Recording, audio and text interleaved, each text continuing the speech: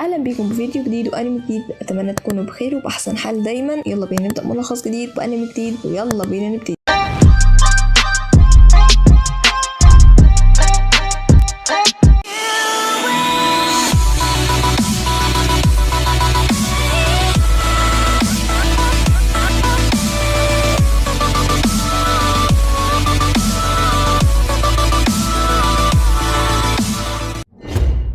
تبدأ حكايتنا ببنت بيتم تجسيدها داخل لعبة الأوتومي مع أمراء مصاص الدماء، وبيكون دمها مميز جدا وبيجيب مصاصين الدماء. بيكون الأمراء الأربعة بيتنافسوا على الخلافة وعلى الحصول على دمها برضو، وهنشوف ايه اللي هيحصل مع بطلتنا. وبعديها بنشوف بطلتنا والأمراء الأربعة ماسكينها وهي تقول لماذا أنا في هذه الحالة بالمنظر ده. وبنشوفها قبل كام ساعة وهي نايمة على مكتبة وهي بتلعب لعبة الأوتومي اللي هي اتجسدت جواها، وبتكون هي اتجسدت في شخصية خادمة واسمها بيكون صوفيا. بيكون في خادم من خدام القصر ويقول لها قومي يلا اعملي مهامك، لو فضلتي كده نايمه على طول هيمتصوا كل دمائك وهيعذبوكي قوي، خلوكي تتمني الموت كل ليله وانتي عايشه هنا، لان هم طبعا ما بيعجبهمش خدامه زيها تكون كسوله. وصوفيا بتبدا تستوعب انها بقت خادمه. بعديها بنسمع الخدم هما بيقولوا علينا الاسراء الليله، هيكون السيد داليس وخطيبته سيتناولون عشاء معا ولازم علينا نعمل لهم عشاء حلو كده. وصوفيا تقول ايه ده، الاسامي دي مش غريبه عليا، داليس وخطيبته ايميليا. وإيميليا بتكون مجرد انسانه ولكن بتكون دخلت عالم مصاصين الدماء. تكتشف صوفيا انها بكده داخل لعبه الاوتومي. وانتي لسه يا بنتي فاكره انك دخلتي جوه اللعبه ولا ايه؟ انا عارف ده حاجه تجنن يا جدع. واللعبه دي بتكون هي كانت بتلعبها قبل ما تدخل في اللعبه دي وتتجسد بشخصيه الخادمه. وبتبدا تعرفنا على اللعبه دي والشخصيات اللي فيها. اولا ان لعبه الاوتومي دي لعبه حب مصاصين دماء، والمكان هو المدرسه اللي بيكون فيها مصاصين الدماء، وان هيظهر بنت بشريه بتتجول في المدرسه دي عشان هي بشريه فدمها هو اللي هيكون الافضل طبعا. ويكون موجود 4 امراء مصاصين الدماء، والاربعه دول هيتنافسوا على ايميليا وكده. وبنرجع لصوفيا وهي بتحكي قصتها قبل ما تتجسد داخل لعبه الاوتومي، وهي بتقول انها اكتشفت ان حبيبها متجوز.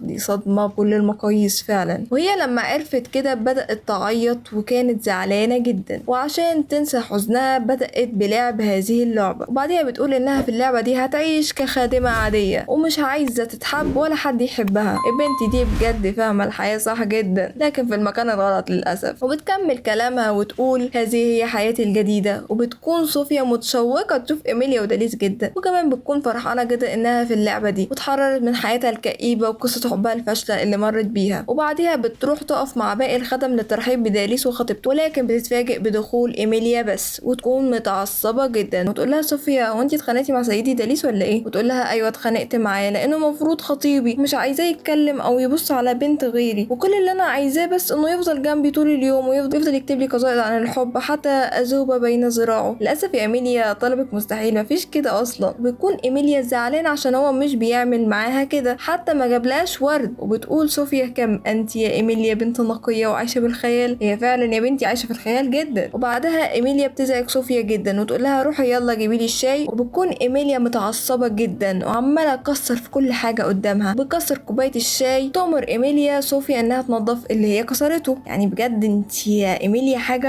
استغفر الله. وتعمل لها كمان كوبايه شاي بالمره بدل يعني اللي هي كسرتها وكده. تبدا تعامل صوفيا بطريقه وحشه قوي وتقع صوفيا على الارض وتجرح ايديها بقطع الازاز اللي على الارض. ولما بتنزف كله بيشم ريحه دمها لانهم مصاصين دماء ما عدا صوفيا طبعا. والاربع امراء بتكون الريحه وصلت لهم وبتكون عجبتهم جدا ريحه دمها، ويقولوا دعونا نجلب صاحبه هذه الرائحه الجميله. ويقول ابو شعر اصفر هذه هي بطلتنا الجديده. وبعديها بنشوف صوفيا وهي بتحاول تبعد عنها الخدم اللي عايزين يدوقوا من دمها قوي، وهي بتقول ازاي الامور اتقلبت عليا قوي كده، حد يساعدني. فبيدخل الامير اللي شعره اصفر ويبعد عنها الخدم ويقول لها ما تقلقيش مش هخلي حد يمتص من دمائك. ليه بقى؟ لان هو والثلاث امراء اللي معاها هما اللي هيقوموا بالمهمه دي. وصوفيا تقول ايه الاربعه الحلوين دول؟ اوعوا تقولوا ان الاربعه دول هما اللي هيتم عضي وامتصاص دمائي على ايديهم، انا يعني مجرد خادمه، ازاي ده كله يحصل؟ بعدها بيقرب منها ابو شعر اصفر ويقول لها استرخي، ولسه هيعضها تبعد عنه وتقول له ابعد عني يا مش محترم. والخدم بيقولوا في سرهم البنت دي جريئه قوي، دي دفعت السيد فيكتور. وتكون ايميليا مصدومه من اللي شافته صاحبته. وبعديها بتقول صوفيا انا مجرد خادمة، اكيد انت مخطئ. يعني من كلامها كده بتقول مش انا المفروض تمتص من دماغها، المفروض ايميليا. فبيقول لها فيكتور ابو شعر اصفر يعني عرفنا اسمه اخيرا، انت مجرد خادمة لكن الان ستصبحي شيئا اخر. وبعديها بتجري صوفيا وهي بتقول دول 4 حلوين قوي بجد. وبتبدأ بقى هي تشرح لنا انهم اعضاء في مجلس طلاب الأكاديمية مصاص الدماء، وفي هذا العالم بتكون كل فتاة تريد ان تكون جزءا منه. وتقول انها كانت في اللعبة، انها كانت جزء منه في الأكاديمية دي لما كانت بتلعب اللعبة. وتقول انهم في اللعبة دي عمرهم وابدا ما استهدفوا الخادمات وكانوا بس انظرهم على البطلة، كيف يعقل ذلك؟ وتقول برضو انها كانت بس عايزة تعيش في سلام بدون مشاكل زي الحيطة كده. وبعديها بتحس صوفيا ان حد جاي، وبيكون مين؟ بيكون فيكتور. ويقول لها دمك ده ليه ريحة جميلة قوي زي رائحة العطور الغالية، مستحيل بجد انت تكوني مجرد خادمة عادية، حقا رائحة دمك لا تقاوم، انها يدفعني الى الجنون، انا اريد ان امتصه. وبيقرب منها ويعضها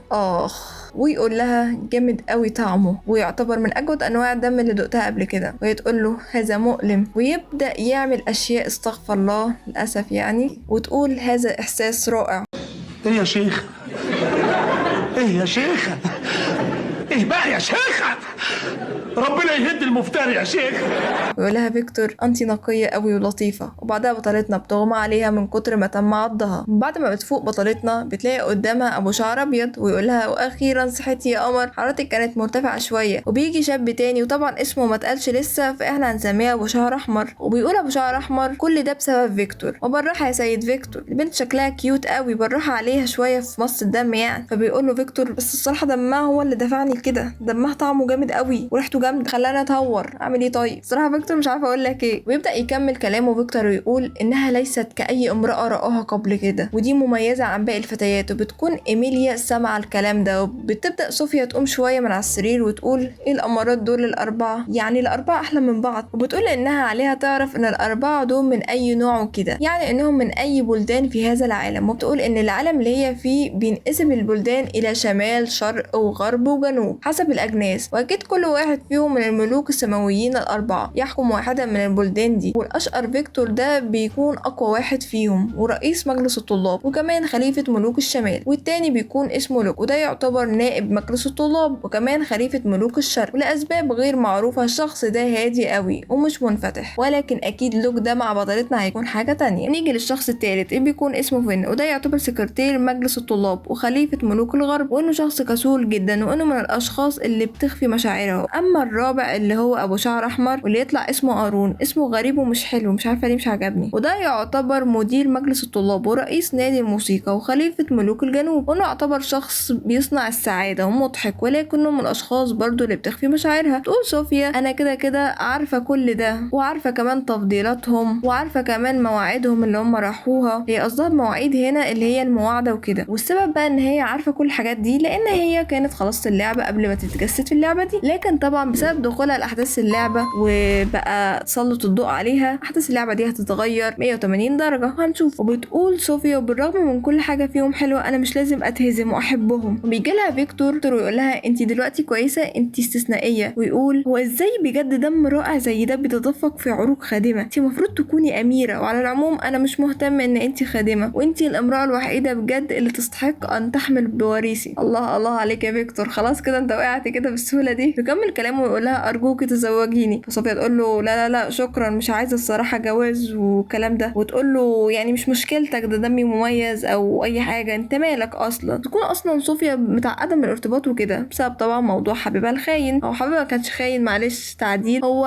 يعني كان متجوز بس هو ما قالهاش، بس برضه تعتبر خيانه. نعم يا اختي. وبعديها بنشوف صوفيا وهي ماسكه المقشه وتقول انا ماليش دعوه بالكلام ده، انا مجرد خادمه، وروح شوف لك واحده تانية تتجوزها بلا كلام فاضي. وتكرر كلامها ده وتقول له انا عايزه اعيش في سلام كخادمه. وفين قارون بيتعجبوا جدا بطريقتها لان مفيش اي واحده قبل كده كلمت فيكتور بالطريقه الوحشه دي. بتنزعج ايميليا من الكلام ده قوي وتقول يا لها من خادمه تافهه وغبيه وحمقاء كمان. وبكده انتهى ملخصنا هنا، لو عجبكم هنكمله، لو مش عجبكم هنكمله برضه، بس يعني عايزين شويه دعم بس عليه. وبس كده، سلام.